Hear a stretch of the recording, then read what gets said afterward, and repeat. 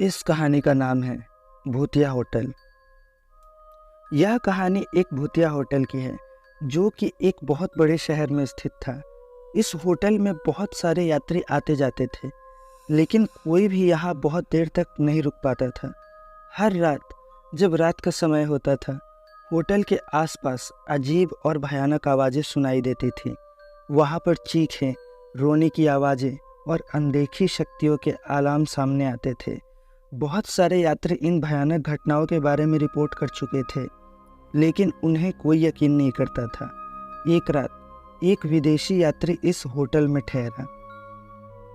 उसने भूतों के बारे में सभी कथाएं सुनी थी, लेकिन वह इसके बारे में कुछ नहीं मानता था।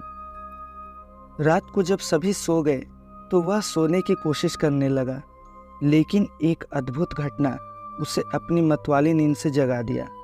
उसने बेड के पास एक विचित्र आवाज़ सुनी। वह जगा और देखा कि एक छाया उसकी ओर बढ़ रही है। छाया के पास पहुंचते ही उसने एक पुराने व्यक्ति को देखा जो एक झूले पर बैठा हुआ था।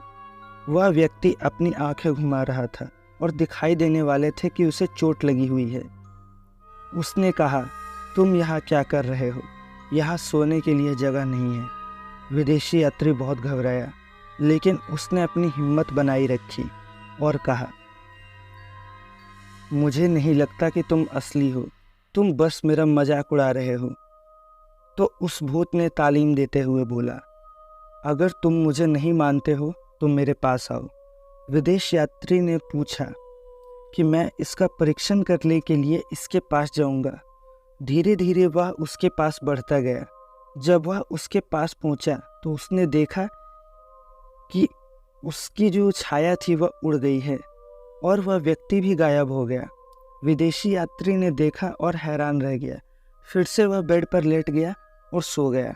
अगली सुबह जब उसने दूसरे यात्रियों से यह घटना की साझा की तो भी वे उसे विश्वास नहीं कर रहे थे, लेकिन उसे पता था कि उसके साथ जो हुआ वह वास्तविक था। इसके बाद से उस यात्री ने होटल की विभिन्न कथाओं के बारे में अधिक जानकारी जुटाई और उसे पता चला कि होटल के इतिहास में एक हत्या का मामला था, जिसमें उस झूले पर एक व्यक्ति की मौत हुई थी।